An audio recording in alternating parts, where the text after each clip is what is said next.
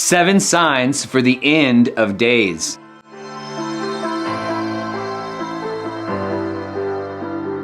You know, as we look at scripture, we see in Matthew 24, Jesus talking about the end of days and the end of time and what will come at the end of this time that we know here on earth.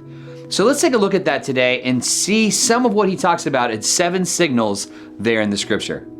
It says first here in Matthew 24, verse 6, "And you will hear of wars and rumors of wars. See that you are not alarmed, for this must take place, but the end is not yet."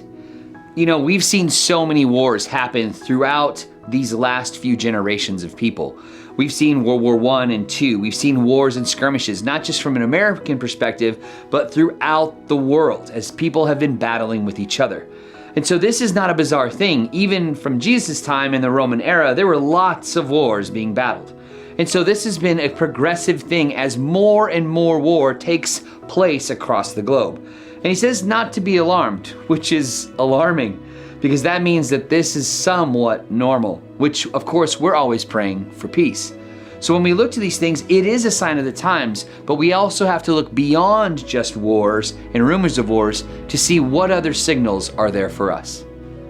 It continues in verse 7 and 8 and says, "For nation will rise against nation, and kingdom against kingdom, and there will be famines and earthquakes in various places. All these are but the beginning of the birth pains." Now, as a father, I know exactly what that means with when my wife went into labor. It was the first start of what was going to be the birth of our child. Now, that means that some of these things we see, these huge earthquakes that have happened, these huge tsunamis from underground earthquakes, all of these are the very front of the end of days. And so as we pay attention to them, and in my own lifetime, seeing so many of these things happen, we have to take note and say, hey, these are signs that Jesus was talking about even back in those days of old. Let's continue and look together. It says in verse 9, "Then they will deliver you up to tribulation and put you to death, and you will be hated by all nations for my name's sake." You know, this is a heavy part of scripture. We have seen tribulation and persecution amongst many people groups of the church across the world. You know, from a Western perspective, we haven't had much persecution in the traditional sense where people die for their belief in Jesus. But throughout time, generation to generation, as the churches move forward, many people have given their lives because of the gospel. And this is what Jesus is saying, is that this will happen on a greater scale. From my perspective, worldwide, where people in all of the church worldwide will start to experience that kind of persecution, and it will cost you to say that you're a Jesus follower.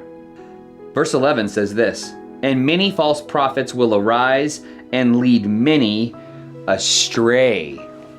You know, when we think about false prophets, it's kind of difficult for us today because people talk about people having a Jesus complex. But in a real way, that was something that happened more commonly in Jesus' time. A very charismatic leader would talk about how they were somehow divine. And this would lead people astray or lead people towards political revolution. We saw this time and time again. And in fact, that was one of the narratives within Christ's own journey where the Romans were putting him to death to appease the local governance of the Jewish people there in Jerusalem. So we see this thing happening even back in that time.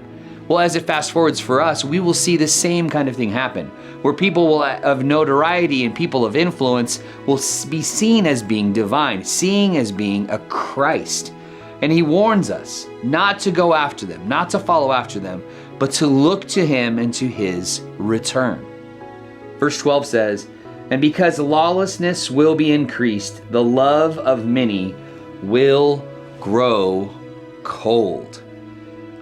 This is a tough part of this scripture.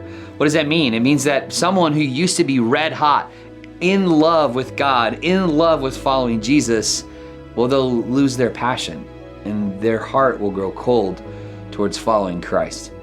And it's because of the difficulty that people experience. They essentially will lose heart because everyone around them is pressuring them to give up following Jesus. So let me encourage you, don't lose heart, don't give up, but persevere and press in. Determine in your heart, pre-decide that you're gonna be one that lives for Christ no matter what. It continues the scripture saying this in verse 14, And this gospel of the kingdom will be proclaimed throughout the whole world as a testimony to all nations, and then the end will come. This is a huge part of why we believe in missions so strongly. We look forward to the return of Christ, return of Jesus. It talks about him coming back and being a just king for the whole world. Well, it talks about in scripture that will happen when the whole world has a witness to who he is as the Messiah. And that's true. So that's why we're so involved in missions and bringing that message to the whole world so that everyone may know. It's said in scripture that we have the grace of God. He gives us grace in this time so that more people may know him. And so that's why we're about that work, about sharing the love of Christ with everyone around us. The last part of scripture says this, and we'll jump to verse 29. It says, immediately after the tribulation of those days, the sun will be darkened, and the moon will not give its light, and the stars will fall from heaven, and the powers of the heavens will be shaken. When Jesus returns, we're going to see the end of the tribulation of the church. And it's going to be this huge, cataclysmic, cosmic event. It's going to be massive. And as it says there in scripture, from their understanding of the sky, all of these things are going to be coming and happening at the same time. It sounds perilous, but at the same time, Jesus is going to be in control as he returns back to earth and puts things in order. We will finally have the world peace that we've all been looking for. So here's the thing. In these 7 signs of the end of the times, do not be afraid. We're not motivated by fear. Instead, we're motivated by love.